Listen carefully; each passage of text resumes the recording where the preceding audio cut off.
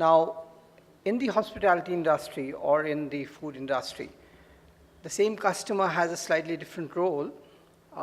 Instead of being called a customer, I realize he's more important as a guest. And I think that comes more from the Indian tradition of having Atithi Satkar. So you treat your customer like guest, as a family, as friend. So it's slightly different, and I think that's where we all start in terms of creating this awareness of brand ambassadors. We're creating sector skill councils where the hospitality industry experts sit on those councils and they define the job roles. And those job roles, which are forming 80% of the industry, that's where we carry out a skilling program. So we don't skill directly, we fund skilling organizations all over India.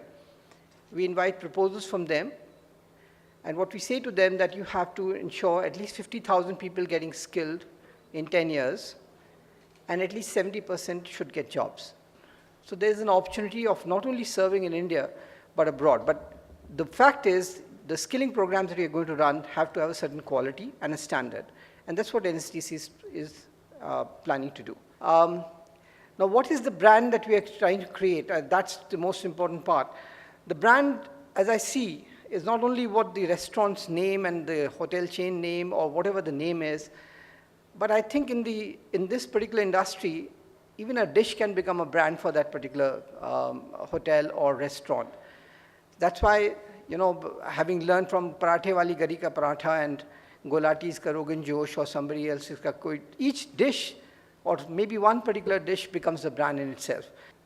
Lot many restaurants and lot many food joints are known, look, do we have parking space? And if not only the parking space, is that parking space clean? Is it safe? Can I park my car before I enter the place itself?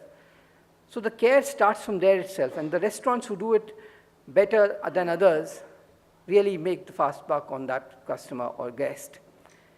Then second is the smile. I mean, it's very easy. It's the cheapest thing on earth, really. But we forget to do that. So when the person enters the door of the restaurant, it's important that he or she is greeted with a smile. And that smile means a lot, and it has to be a genuine smile.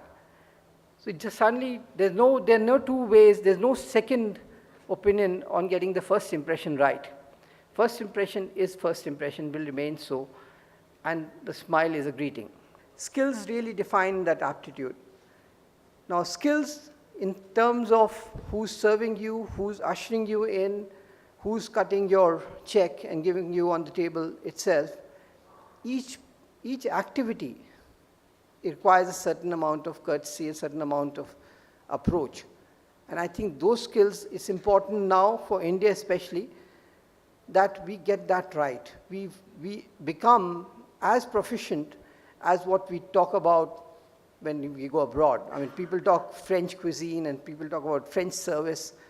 Why not the Indian way of service, beating the French ones? Because we are, I feel, the more warm, the more hospitality-oriented people than any other in the world, except maybe that skill to be able to serve people in that formal way is missing.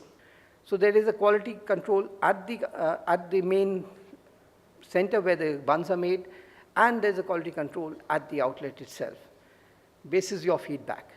Word of mouth. Now, if you see the crossword that I was trying to create here, each of those words are focusing around the ambassador part. So word of mouth is a very important portion where now the word of mouth is also through internet and blogs. And now the life becomes a little more difficult that every single complaint has to be attended to.